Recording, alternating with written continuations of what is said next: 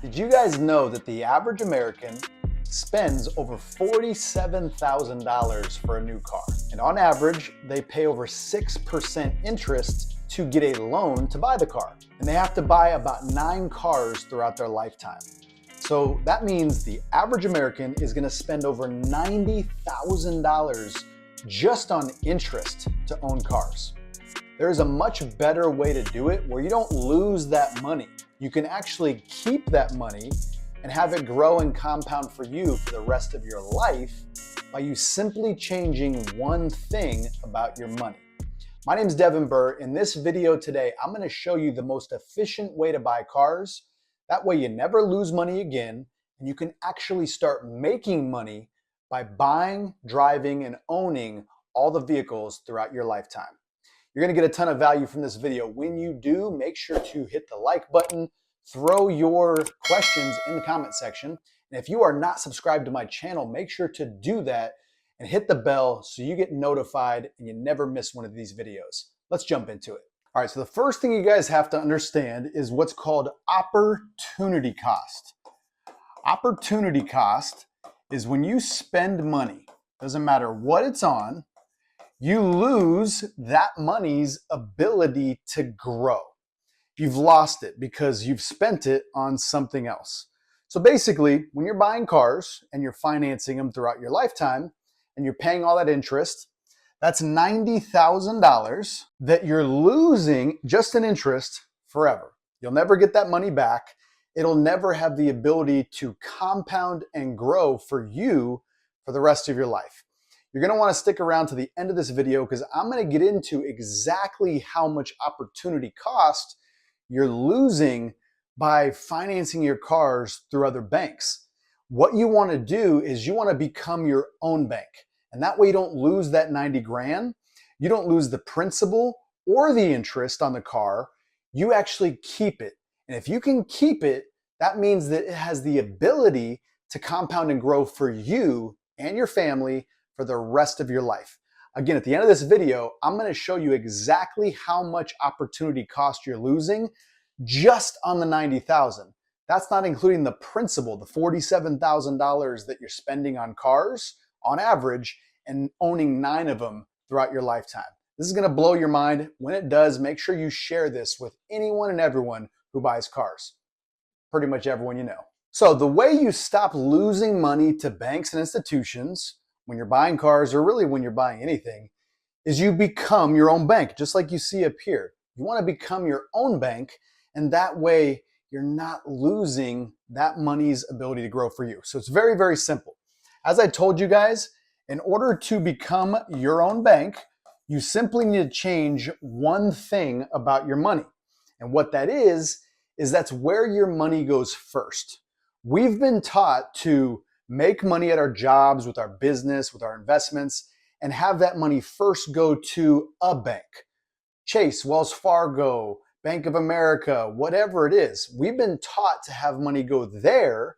Now what happens is we've lost control of the money. The bank now has control of that money, and what do they do with it? They lend it out.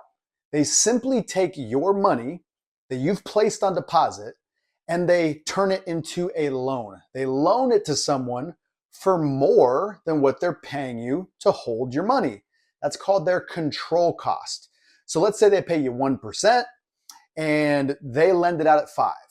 All they've done is they've taken your money, controlled it for 1%, and now lent it out at 5%. They made a 4% spread by simply controlling your money.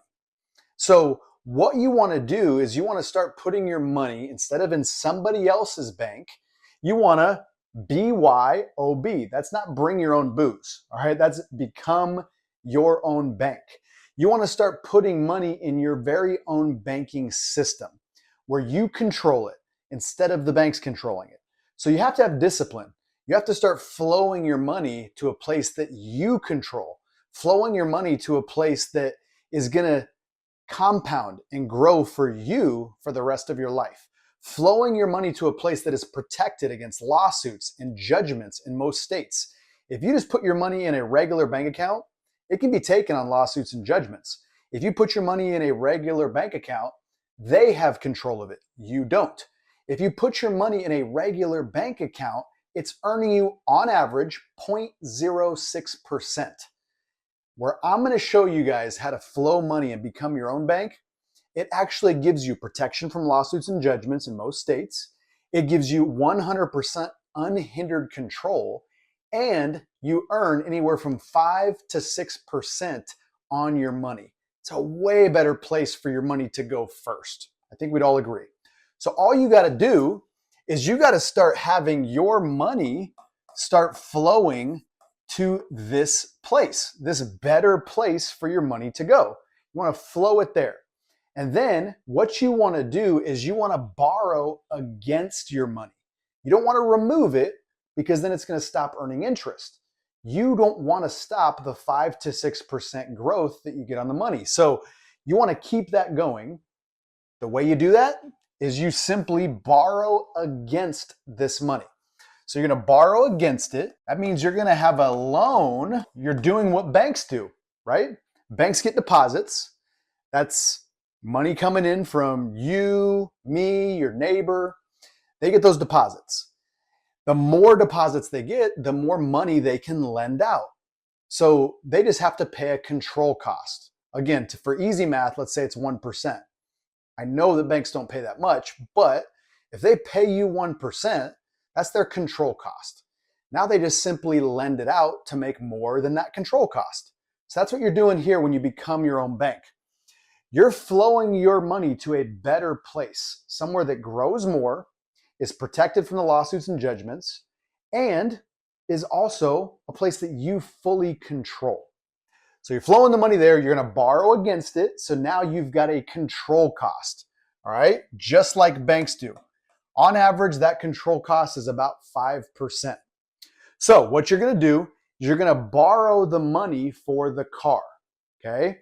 You've got that money at a cost, just like banks do. Remember, you're becoming your own bank. What you're going to do then is you're going to take that money and you're going to buy the car.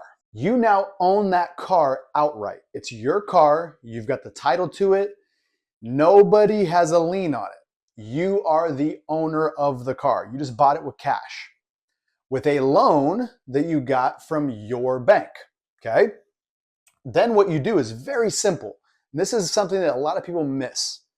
They think, if I'm borrowing from my money, if I'm the bank, why should I have to pay myself back? You see, if you borrow from anybody else, any other bank, to buy a car, you've got terms, right? 5 years, 6 years, 4 years, whatever it is, at 6%, 7%, 3%, whatever the terms are, you've got a monthly payment, and you've got to pay that payment on time with interest. So if you do that when you borrow from anybody else, wouldn't it make sense to treat your money the exact same way? That's all you're doing here. You're finding out what they would have charged you for that car. And we all know it's very simple. You go buy a car, you get the salesman, they slide the paper across to you, and it's got a payment, it's got a term, it's got an interest rate. And they say, oh, sign here and we'll get the car going. And you say, no, I don't like that interest rate, or no, I don't like that payment. And they say, well, what if I can do this? And then they go to their manager and play the whole game, right? You basically buy the car once you're comfortable with the terms, correct? So all you're going to do when you buy the car is do that same song and dance. Get the terms that you're comfortable with, and then as soon as you get those, you simply say, thank you, I'm going to now pay cash. And the salesman's going to look at you like, why in the world did you just put me through that whole song and dance? I've done this 6 times, guys, buying cars this way. It's so funny because you just tell them, I wanted to know what I need to pay my bank back. And they always look at you like, you dirty dog, you've got your own bank? But I digress. So what you're going to do is simply pay yourself back what you would have paid for that car. Remember, on average, cars are $47,000. And that is at 6% interest on average, right? So it's very simple. You're just going to take what the payment would be on that car at 6%, $47,000 for 5 years, or whatever the terms are that you're comfortable with when you're negotiating for the car, and then simply pay that same amount back to your bank. Very simple. Now what you're doing is you're getting all of the money back for the car, the full $47,000 plus the 6% interest that you would have otherwise paid to the bank. You're getting the $90,000 that I talked about in the beginning of this video in interest back into a place that compounds and grows at around 5 to 6% every single year without fail. So you're getting all the money back for the car, plus you're getting interest that you would have otherwise paid into a system that you control. As soon as it goes back there, you can use that money again without question. No credit checks, no financial statements required. This is your bank. You have full control over it. 100% unhindered control. And the beauty of it is, this is a system that is not new. I didn't create this. This has been around for several hundred years. It has stood the test of time. So what we're going to get into now is exactly what this is. This is how you implement it. Very simple. It's a very simple concept. All you have to do is change one thing about your money, and that is where it goes first. Once it goes into your bank, you're doing what you already do. You're getting a loan, just like you get a loan from a regular bank. You're getting a loan from your bank. Now, your bank, Chase, Wells Fargo, what have you, they control your money at a cost. So now what you're doing is you're getting a loan and you're controlling that money at a cost. Let's say if it's 5%, you're paying yourself back at 6%. You just made a 1% spread using someone else's money. And we'll get into what that is. Even though you're making this 1% spread. So remember, what do banks do? They control our money for a cost and they lend it out for more than what it cost them. They're keeping the spread. You're doing the same thing. You have a control cost. If it's 5% and you're paying yourself back at 6%, you just made a 1% spread.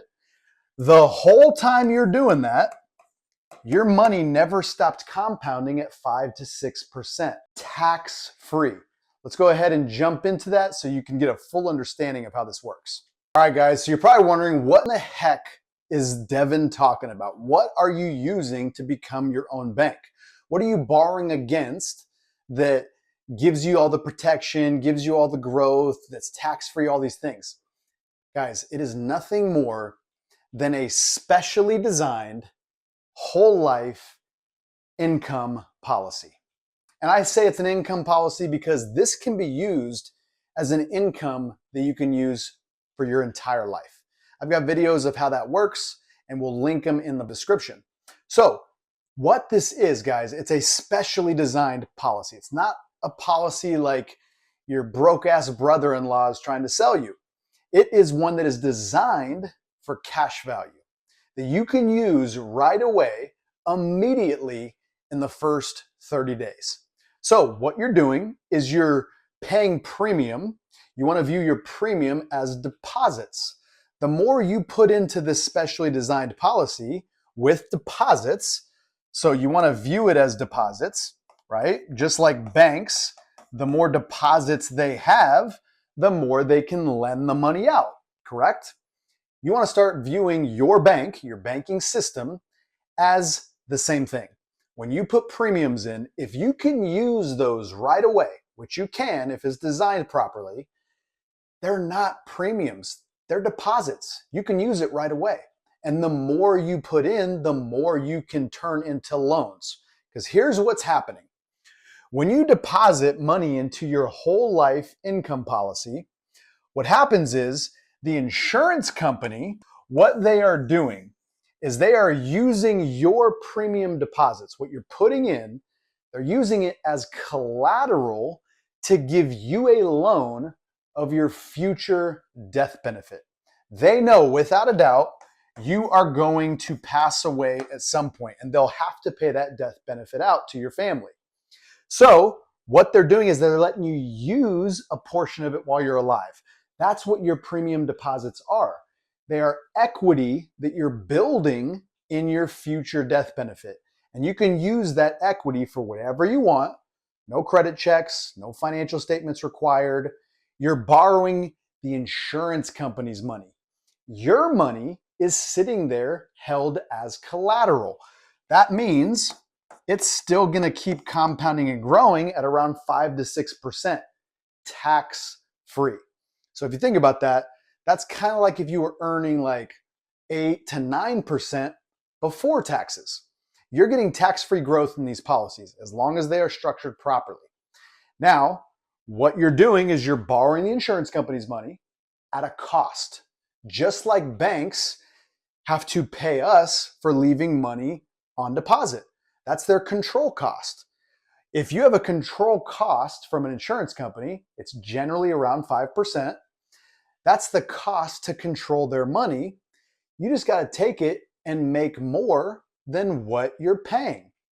The beautiful thing is, the entire time you're doing it, your money's compounding and growing inside your policy, tax-free. Your money's protected against lawsuits and judgments. You've got full control. So if you want to take a policy loan, you can do it at any time, no questions asked. Here's the beautiful part too. You never have to pay your policy loan back. It's a strategy. It's part of the infinite banking concept to pay your loans back. You don't have to. Insurance company knows at one point, or at some point I should say, you're gonna pass away. That's gonna happen. Happens to all of us. If you never pay your policy loans back, all they're gonna do is just deduct whatever you didn't pay back from your future death benefit. Because remember, your cash value inside your policy is simply equity that you've built in your future death benefit. It's equity that you can use while you're alive. Guys, last time I checked, it's called life insurance, not death insurance, okay? So that's what we use to become our own bank. I've already shown you guys the concept, how you would move the funds to buy the car. Let me get into, like I promised, how much opportunity costs you're gonna lose if you don't do this. Okay, so remember, when I talked about opportunity cost, what that is, anytime you spend $1, you've lost that dollar's ability to earn you money. You'll never get the dollar back. It can never make you money ever again. So, what did we talk about at the beginning of the video? We talked about the fact that the average American is gonna lose throughout their lifetime $90,000 just in interest to own vehicles, correct?